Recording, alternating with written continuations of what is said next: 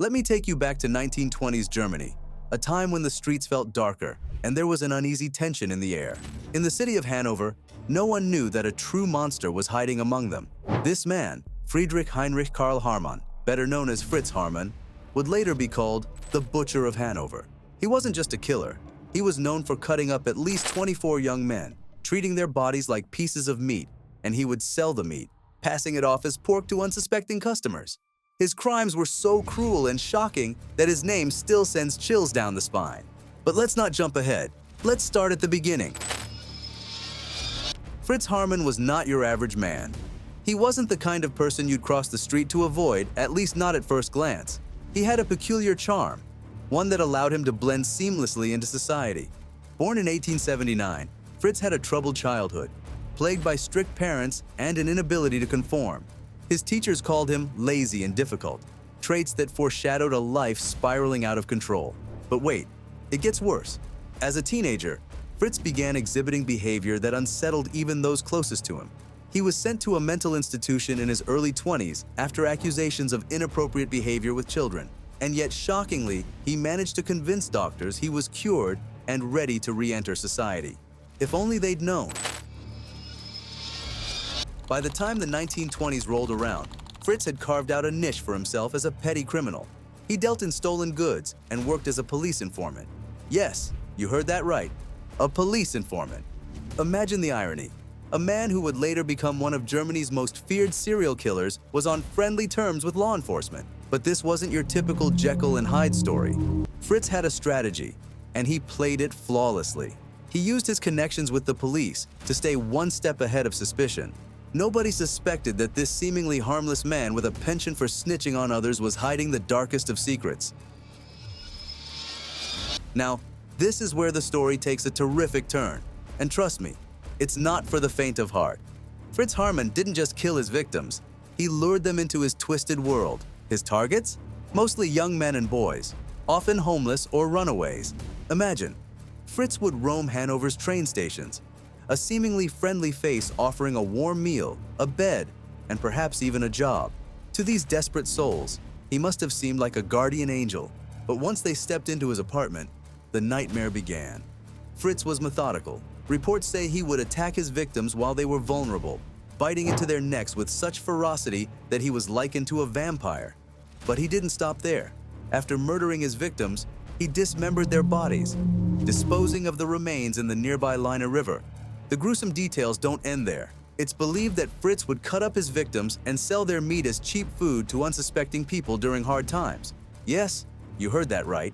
Many people in Hanover unknowingly ate what they thought was regular meat, but it was actually the remains of his victims. By 1924, Hanover was gripped by fear.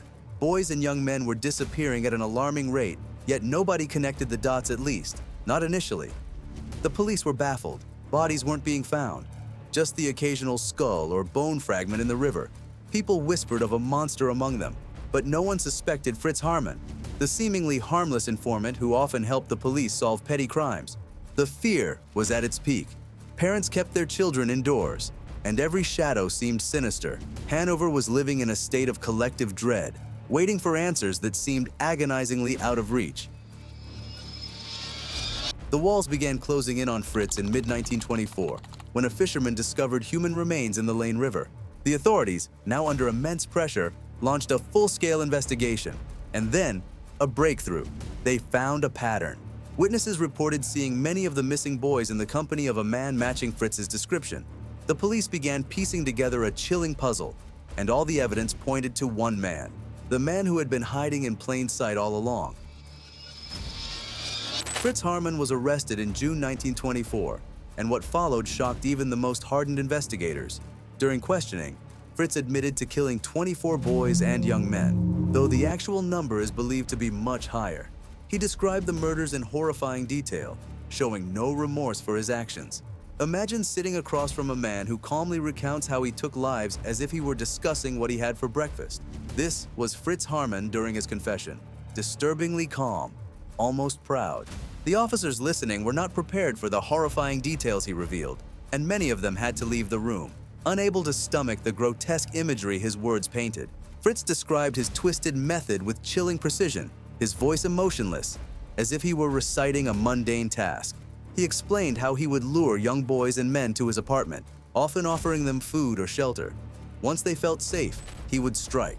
He claimed to favor biting into their throats, comparing the sensation to eating a ripe apple, the crunch and tear of flesh no different to him than biting into fruit. But it didn't stop there. Fritz went into sickening detail about what happened after. He described how he would dismember his victims' bodies, often at night, to avoid suspicion. He spoke about carefully stripping the flesh from the bones, packaging it neatly, and selling it to unsuspecting buyers as cheap, high-quality meat. His lack of remorse was almost as horrifying as the acts themselves. In court, Fritz even joked about his methods, causing gasps from the audience. He admitted to throwing the unusable parts, bones, skulls, and scraps into the nearby river. This gruesome detail explained why the river had become the final resting place for so many of his victims, and why fragments of human remains kept surfacing, leading to his eventual capture. When asked if he felt any guilt, Fritz shrugged. He claimed his victims were better off because they were living hard lives on the streets. To him, his actions justified a delusion that made his already horrifying crimes even more terrifying. The courtroom was silent, frozen in fear and disgust, as Fritz continued to narrate his unspeakable deeds as though they were nothing out of the ordinary. When Fritz Haarmann went on trial later that year, the courtroom was packed. People wanted to see the monster who had turned their city into a nightmare. The media dubbed him the Butcher of Hanover, and the name stuck. The trial was a spectacle. Fritz sat there, smirking at times, as witnesses and evidence painted a picture of unimaginable horror. He tried to justify his actions, claiming his victims were already lost to society, but no one was buying it.